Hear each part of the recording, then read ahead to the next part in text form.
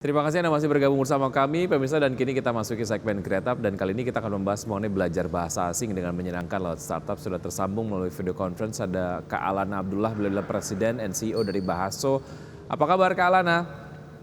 Halo, baik-baik. Thank you Baik banget ya. for having me here. Ya, Terima kasih sudah join di Kreatif kali ini. Kalau boleh kenalan mungkin walaupun memang sudah berdiri tahun 2015 kalau nggak salah ya. Boleh mungkin Anda kenalkan lagi Kak Alana, sebenarnya Bahaso ini apa?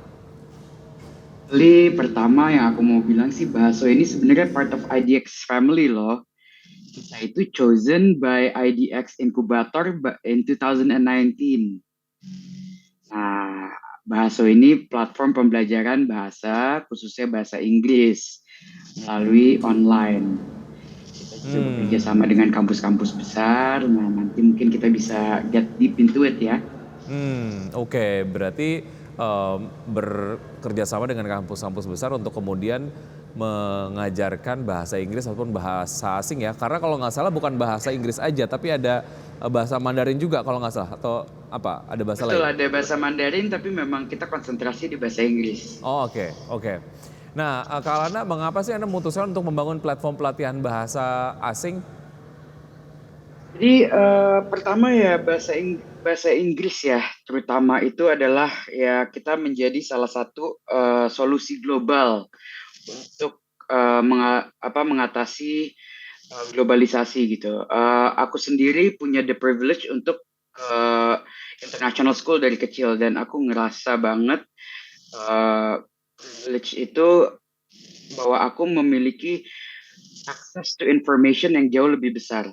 Dan kita juga bisa lihat ya perbedaannya, misalnya SDM yang kita kirim ke luar negeri dibanding dengan SDM luar negeri lainnya.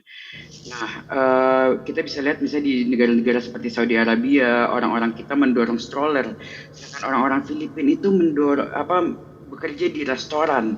Dan itu semua cuman karena perbedaan mereka bisa bahasa Inggris dan orang-orang kita tidak.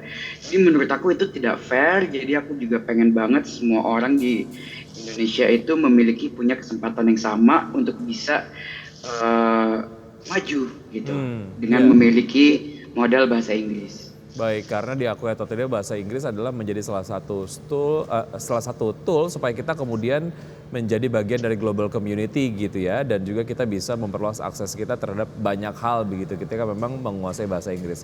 Oke, kalau kita elaborasi lah ya, apa saja sih kebutuhan dari bahasa sendiri dibandingkan dengan platform lain, Kak Alana? Tuhan ya. Jadi kalau bahasa sendiri, jadi kita punya self learning. Kita memang berdiri itu dari sebelum masa pandemi. Jadi kita memang aplikasinya itu dibuat untuk belajar online, bukan dari perusahaan offline lalu menjadi online karena pandemi. Jadi kita untuk research and development-nya saja dengan salah satu universitas di Indonesia itu selama 1 tahun dengan para akademisi bagaimana orang Indonesia ini belajar bahasa di online kan gitu. Itu aja research and development-nya 1 tahun. Lalu konten semua itu kita create, lalu kita online kan. Jadi itu perbedaannya dengan produk-produk yang datang dari luar negeri karena ini memang behavior dan lain-lainnya sudah dibuat untuk khusus untuk orang Indonesia. Baik, menariknya adalah Anda seperti tadi sampaikan, Anda lakukan research and development, kemudian juga meng-capture apa yang menjadi input dari akademisi untuk membuat platform ini selama 1 tahun. Karena kalau ngomongin soal model bisnis gitu ya, apalagi kalau bicara kebiasaan dari pelaku-pelaku usaha, ya waktu setahun kalau nggak dapet cuan tuh ya beberapa orang kemudian mereka menyimpulkan ini wasting time gitu. Tapi karena Anda sangat-sangat passionate gitu ya, waktu 1 tahun pun kemudian ditempuh supaya dapat menghadirkan platform yang betul-betul dapat digunakan dan juga tepat guna gitu oleh masyarakat Indonesia. Baik, menarik, kita akan lanjutkan usai jeda berikut ini ya Kak Alana ya. Dan pemirsa tetap bersama kami, usai jeda kami akan segera kembali. Saya masih berbincang bersama Kak Alana Abdullah, beliau dari Bahaso, sebuah platform pembelajaran bahasa Inggris begitu ya. Metode pembelajarannya seperti apa? Tadi Anda sempat sampaikan secara online gitu. Tapi seperti kita ketahui bahwa memang banyak platform lain yang menyelenggarakan pengajaran bahasa asing dengan metode yang sama. Tapi apa yang membuat metode pembelajarannya ini ataupun pengajarannya ini lebih efektif dibandingkan dengan yang lain? Pertama, pembelajaran kita ini mengikuti CEFR framework gitu. Itu adalah standar Eropa. Di situ ada 4 level dari beginner sampai upper intermediate. Di setiap levelnya itu kami memberikan sertifikasi dari LBI UI atau Universitas Indonesia, lembaga bahasanya. Nah, itu jadi konten itu semua sudah dibikin oleh para ahli-ahli bahasa di Universitas Indonesia. Bukan kami Bahaso yang bikin kontennya. Kami hanya penyedia teknologi. Jadi waktu dari research and development sampai konten itu semua kita kerjakan bersama dengan Universitas Indonesia. Jadi udah tidak perlu dipertanyakan lah isi kontennya dan lain-lainnya dan metodenya gitu ya. Dan ini kita bikinnya gamification, jadi seperti main game, tidak boring.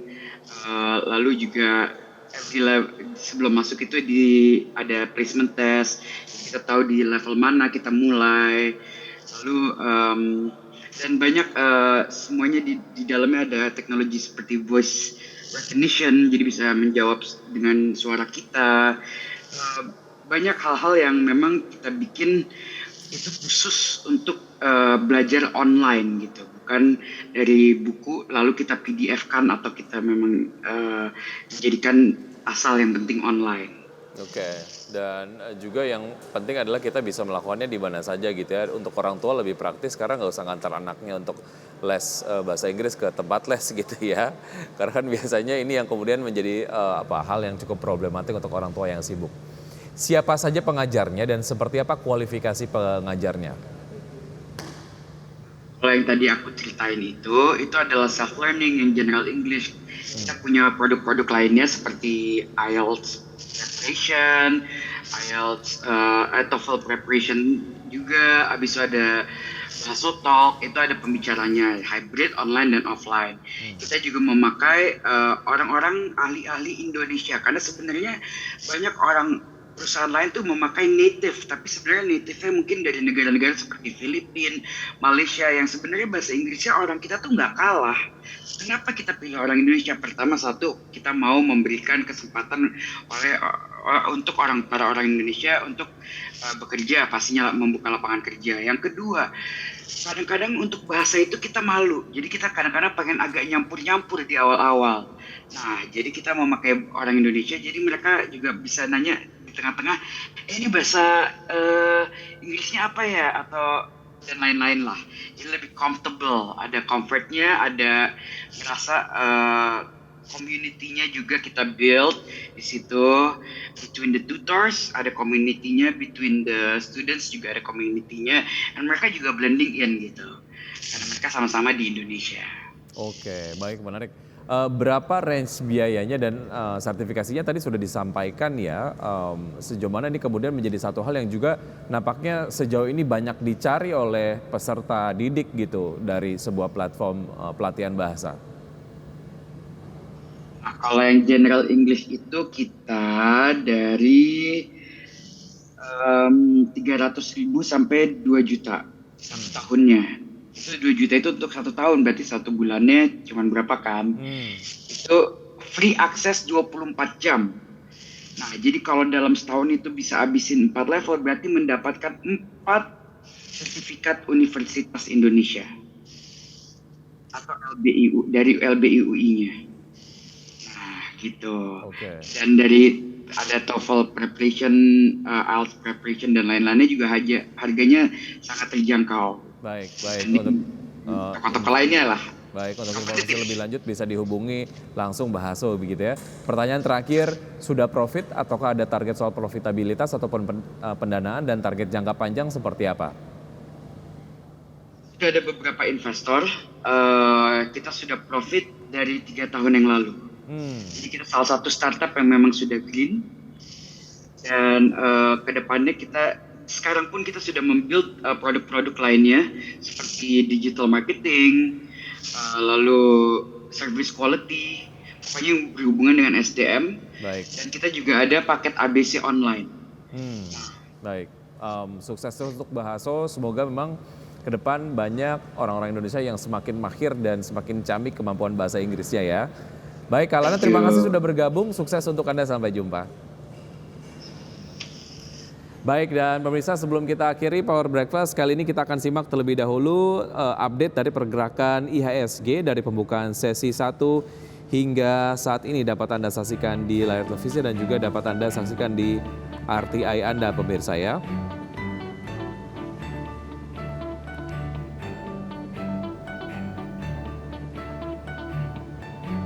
Oke, sejauh ini IHSG berada di zona merah, berada di level 7.245,309, melemah 0,72%. Sementara itu saham-saham yang masuk ke dalam jajaran target gainer sejauh ini ada Alia, maksud kami ALII, kemudian ada MKAP, Antam, HYGN, Inkopani, Bumi, BNGA, Bull, dan juga MIDI. Sementara top losers ada Boga, AMMN, ada TPIA, BRPT, kemudian juga ada Brand, Unilever, Film, PMMP, dan MPIX.